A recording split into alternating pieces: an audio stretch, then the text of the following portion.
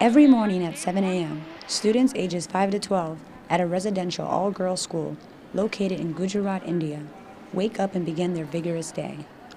B.a.p.s Vidya Mandir, Rendesan is an all-girls residential school located in Gujarat, India.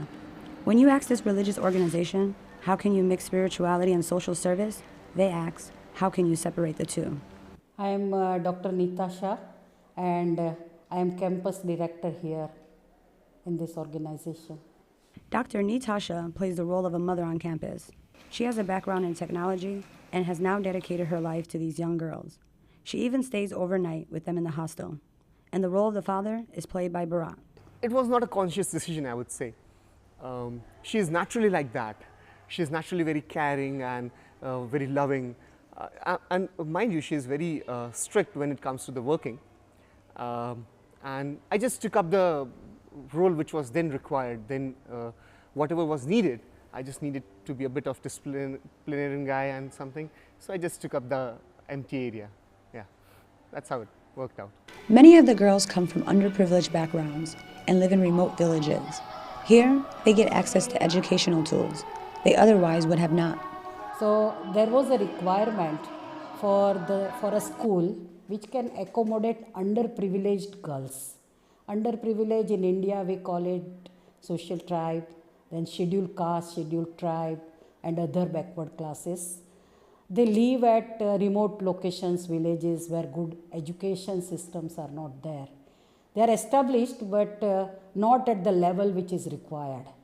So there was a demand from parents that if we have a campus where there is a hostel, where girls from this area can come and they study and they are secured, basically girl child, when they are living in a joint family and they are always with their parents, with their grandparents, and if they have to send a girl outside, they first look at the security of the girl and what kind of environment is there, who are there to look after them.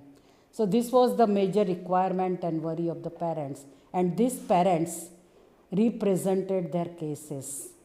And the organization B.a.p.s thought that let us have an educational campus for this kind of parents and this kind of children who can live and study in a world-class infrastructure. The most important priority for the institution is instilling strong moral values in each student. These are quiet spots for them. When they're sad, when they're angry, when they miss their moms. Any time of the day, they come here, they sit down. Unlike many schools in India, they practice a secular education. Actually, they exactly don't have any religious background.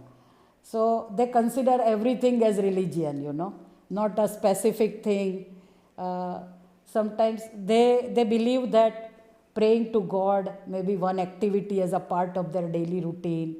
They believe that. Parents sometimes believe that honesty is a religion, and they feel that this is the organization where my student will grow this quality in life, and they come here to see that what is the environment like that. Although there is no specific religion practice at the school, they are yet to have students from minority religious backgrounds, such as Christian, Judaism, and Islam. But they are open to accept students regardless of their religious background. Till date, we don't have Christian background girls. Right now, we don't have. So we don't know about tomorrow. Today, we don't have. Their main focus is giving opportunities to young girls, ones that they would not have at co-ed facilities. First thing first, when they're living in an all-girls facility, very unconsciously in a co-ed school, they have gender classification.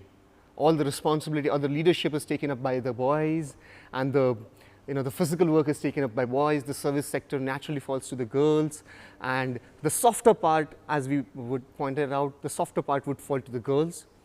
But over here, the biggest advantage is everything is carried out by girls. They do the leadership, they do the soft skills. Even if they have to lift something and put it somewhere, they do it. So probably they get far more exposure than a co-ed school. This socio-spiritual Hindu organization, with its roots in the Vedas, has created a secular educational environment for underprivileged young girls from all religious backgrounds. They are dedicated to shrinking the educational gender-based disparities in India and provide young girls an opportunity to think and do beyond their traditional gender roles, live amongst young women, and live in a safe educational environment. I'm Roda Osman, reporting from Gujarat, India, for Columbia News.